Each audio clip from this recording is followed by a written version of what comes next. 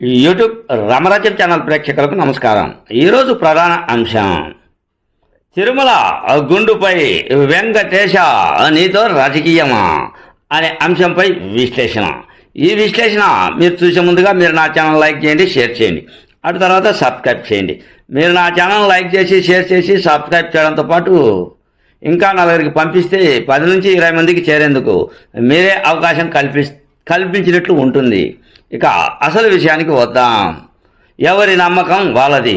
అది హిందువులు కావచ్చు, అటు తర్వాత క్రిస్టియన్స్ కావచ్చు, అటు తర్వాత ముస్లింలు కావచ్చు, ఏ మతం వాళ్ళది. కానీ దేవుణ్ణి నమ్మారు, ఏదో ముక్కులు మొక్కుకున్నారు.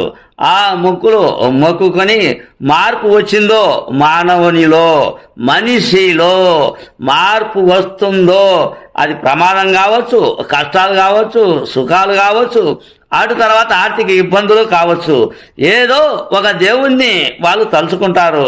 ఆ దేవుణ్ణి తలుచుకుంటే నాకు న్యాయం జరుగుతుంది అని నమ్మకంతో వాళ్ళు ముక్కుకుంటారు, ముక్కుబడి అంటారు దాన్ని. ఇది హిందూ సాంప్రదాయం పద్ధతి. అది ఏ మనిషి అయినా సరే, దీంతో మతంతో పని లేదు. క్రిస్టియన్లో మార్పు రావచ్చు, హిందువులలో మార్పు రావచ్చు, ముస్లింలలో మార్పు రావచ్చు. ఆ నమ్మకం, ఆ స్థల నమ్మకం, ఆ స్థల నమ్మకాన్ని బట్టి ప్రతి ఒక్కరూ మనిషే ఆ నమ్మకంతో వస్తారు. ఆ నమ్మకాన్ని కూడా రాజకీయం చేస్తూ ఉన్నారు ఇటీవల రాజకీయ నాయకులు. ఇది ఎందుకు నేను చెప్తూ ఉన్నాను అంటే, ఇటీవల కాలంలో ముఖ్యంగా ఉప ముఖ్యమంత్రి, ఆంధ్రప్రదేశ్ రాష్ట్ర ఉప ముఖ్యమంత్రి పవన్ కళ్యాణ్ సతీమణి, ఆమె విదేశస్తురాలు, ఆమె కుమారుడు ఏదో అగ్ని ప్రమాదవశాత్తు ఆయన ఏదో ప్రమాదానికి గురి అయ్యాడు అని, ఆ ప్రమాదానికి గురి అయిన పిల్లవాడు బతికి బయటపడ్డాడు. ఎందుకో ఆమె నమ్మకం, తర్వాత పవన్ కళ్యాణ్ నమ్మకం. తిరుమల తిరుపతి దేవస్థానానికి వచ్చి గుండు కొట్టించుకుంటా అని చెప్పేసి పవన్ కళ్యాణ్ సతీమణి దేవుణ్ణి వేడుకొని తలనీలాలు సమర్పించింది. అంటే ఆమె తలనీలాలు సమర్పించే రాజకీయం తలికెడో పిడికెడో ఏదో రాజకీయం చేయాలని చూస్తూ ఉన్నారు. ఇది స్వయాన వెంకటేశ్వర స్వామితో రాజకీయం ఆడుకుంటూ ఉన్నారు. నిజాలు వెంకటేశ్వర స్వామి తెలుస్తాడు.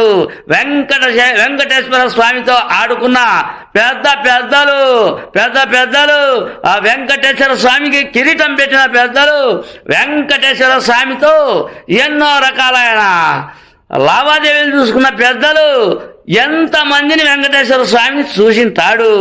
ఇప్పుడు ఈ వెంకటేశ్వర స్వామితో రాజకీయాల ఉన్నది ఉన్నట్లు, ఉన్నది చేసుకున్నట్లు ఎవరి నమ్మకం వాళ్ళది.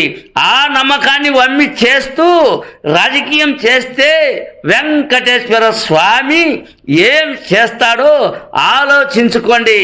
తప్పు ఏ రాజకీయ నాయకుని ఉందో, ఒప్పు ఏ రాజకీయ నాయకుని ఉందో భవిష్యత్తులో తెలుస్తుంది. ఎందుకు అంటే, నేను కూడా వెంకటేశ్వర స్వామి భక్తునే. ప్రతి ఏడాది స్వామిని తలుచుకుంటా, ప్రతి ఏడాది తిరుమలకు వెళ్తా. ఎవరి నమ్మకం వాళ్ళది. వాళ్ళ నమ్మకాన్ని అనవసరంగా రాజకీయం చేయడం తప్పు అనేది నా రామరాజ్యం ఛానల్ తరఫున నేను భక్తులకు కావచ్చు, హిందూ మతానికి కావచ్చు, అటు తర్వాత క్రిస్టియన్ మతానికి కావచ్చు, ముస్లిం మతానికి కావచ్చు, ఎవరి నమ్మకం వాళ్ళది.